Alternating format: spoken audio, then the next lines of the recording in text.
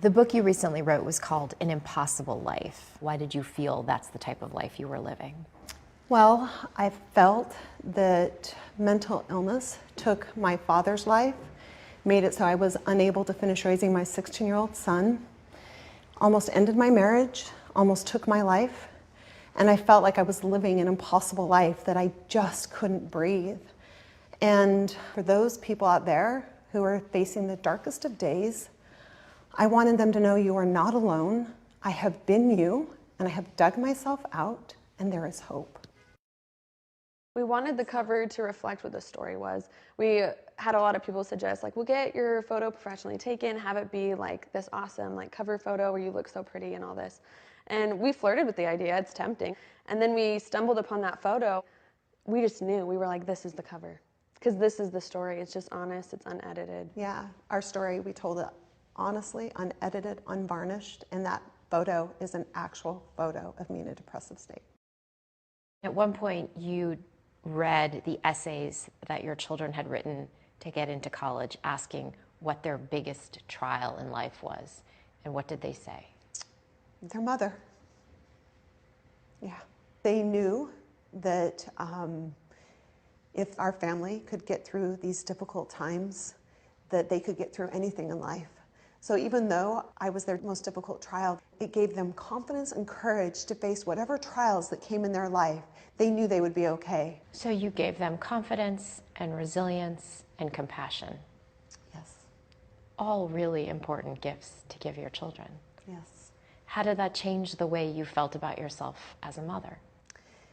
It made me feel relief. It made me feel like, okay, my illness isn't taking everything from our family and isn't all dark, that there is some good that can come from my mental illness, that there is some lessons to be learned, that there is growing to be done, that there is some beauty in suffering and sacrificing, that there is some beauty there. Why do you think it's so important for you to share your story? Because I feel like there is still a lot of stigma and judgment and shame around mental illness. But I feel like it's so important that people are able to talk about their mental health just as like their physical health.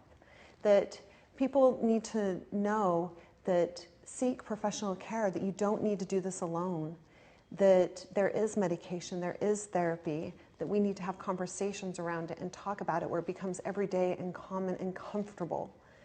You know, after my attempted suicide, my neighbors were all in the cul-de-sac and talking, and I went out to go approach them, and instant dead silence, because I had just gotten out of the hospital. And I knew that they couldn't miss the blaring ambulance in my driveway and that, you know, I had attempted suicide, but they didn't know what to say to me. Mm-hmm.